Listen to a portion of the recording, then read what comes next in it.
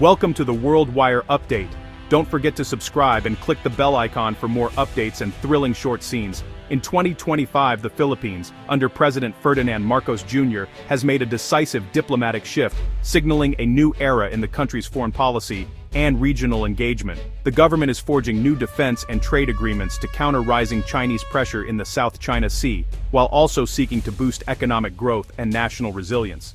The landmark U.S.-Philippines Trade and Security Pact announced in July reaffirms mutual defense commitments and links economic prosperity with national security, creating a framework for deeper cooperation in both military and commercial spheres.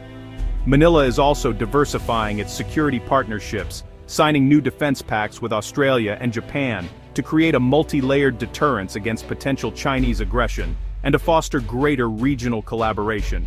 These agreements mark a strategic convergence among key U.S. allies, signaling a clear pivot away from years of balancing between Washington and Beijing and toward a more unified approach to regional security. The Marcos administration is proactively shaping a new regional security order, aiming to deter conflict through a coalition of like-minded nations and strengthening the Philippines' voice in international forums. The Philippines is no longer a passive observer but a central player in the Indo-Pacific's collective response to China's assertiveness, actively shaping the region's future. This diplomatic surge is about building credible deterrence, not confrontation, and ensuring that the Philippines can protect its interests through strong partnerships and strategic foresight. By strengthening alliances, Manila seeks to ensure a free and open Indo-Pacific, where international rules are respected and smaller nations have a voice. The nation's new strategy is a bold departure from the past, reflecting a commitment to sovereignty and regional stability, and a willingness to take on a leadership role. The Philippines is now at the heart of efforts to uphold international law and resist coercion in the region, setting an example for others in Southeast Asia and beyond. China's sweeping claims in the South China Sea, rejected by international law, have become a central flashpoint in the region. Despite a 2016 international tribunal ruling that invalidated much of Beijing's maritime claims, China has continued to assert control over vast stretches of the sea, ignoring legal and diplomatic protests from its neighbors. In recent years, China's actions have only grown more aggressive, with a significant increase in naval and coast guard patrols near contested islands and reefs. Beijing's maritime militia and coast guard frequently harass Filipino fishermen, block vital resupply missions, and stage tense standoffs, escalating tensions and directly threatening Philippine sovereignty and the safety of local communities. The economic and environmental stakes are enormous. China's aggressive fishing and construction activities deplete fish stocks, damage coral reefs, and undermine the livelihoods of thousands across Southeast Asia who depend on these waters for survival. In response, the Philippines has signed new defense agreements, aiming to deter further Chinese aggression by strengthening cooperation with the U.S., Japan, and Australia. These partnerships are designed to boost maritime security and ensure a rapid, unified response to any threats. These alliances send a clear message. Any attempt to forcibly alter the status quo will be met with a coordinated and determined response from the international community. The goal is not to provoke conflict, but to prevent it through strength, solidarity, and a shared commitment to peace and stability in the region. Manila's strategy is to assert its rights and protect its resources, backed by a growing coalition of like-minded nations determined to uphold international law. Ultimately, the rule of law, not coercion or force, must prevail in the South China Sea, ensuring peace, stability, and prosperity for all who depend on these vital waters. The U.S.-Philippines alliance is at the core of Manila's new security posture. The July 2025 summit between President Marcos and President Trump reaffirmed the Mutual Defense Treaty, clarifying that U.S. support extends to the South China Sea. The new trade and security framework deepens economic ties and embeds them within the broader security alliance. The Enhanced Defense Cooperation Agreement expands U.S. military presence at key Philippine bases, modernizing the armed forces and deterring adversaries. Australia's involvement in developing these sites further strengthens the alliance network. While the U.S. commitment is strong, Manila remains cautious, aware of Washington's unpredictable foreign policy. The Philippines must leverage U.S. support while preparing for potential shifts in American priorities. Ultimately, Manila's security depends on both its alliances and its own resilience. The revitalized partnership is a shield, but the Philippines is determined to stand on its own terms.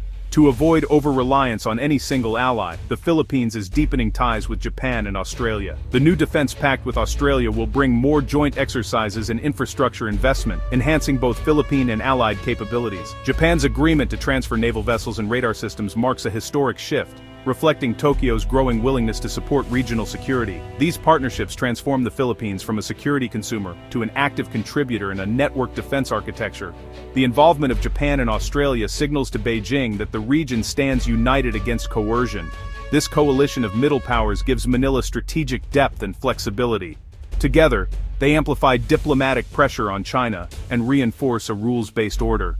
For the Philippines, these alliances are force multipliers in its quest for sovereignty and stability.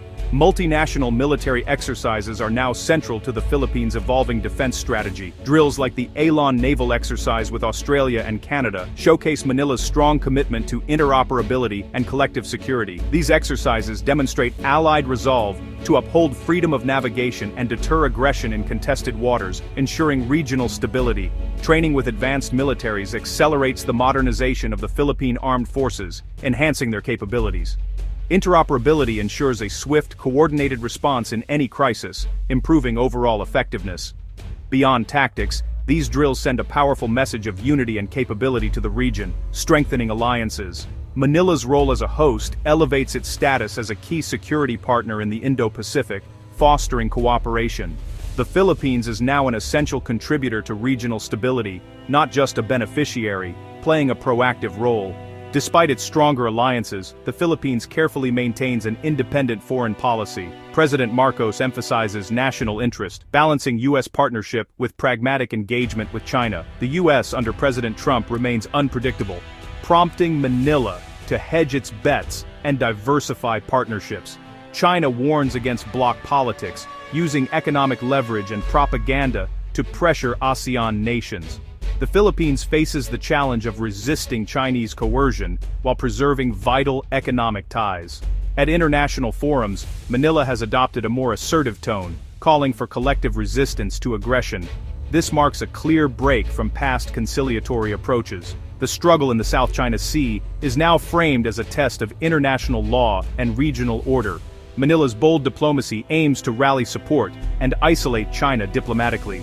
As of October 2025, the Philippines stands at a crossroads, having staked its future on a new web of alliances and strategic partnerships. The choices made today will echo for generations, shaping the nation's role in a rapidly changing world. If deterrence holds, China may moderate its actions, leading to a tense but stable status quo in the contested waters. Yet, the situation remains fragile, and every maneuver is watched closely by the region and the world.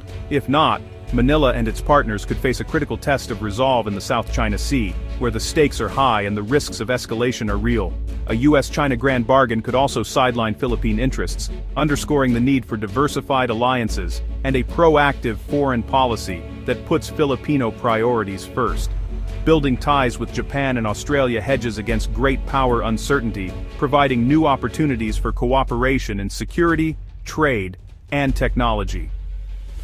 The Philippines' future depends on its resilience, strategic vision, and continued investment in defense and diplomacy. Education and innovation will also be key to adapting to new challenges. The agreements of 2025 are a foundation, not a final solution. They mark the beginning of a long journey toward lasting security and prosperity. Manila must keep strengthening its capabilities and navigating complex geopolitics, remaining vigilant and adaptable as new threats and opportunities emerge. As a frontline state, the Philippines is now a linchpin in the Indo-Pacific security architecture, with its actions influencing the balance of power across the region. By forging its own path, the nation aims to secure its sovereignty and shape its destiny in turbulent waters, determined to build a future defined by hope, unity, and strength.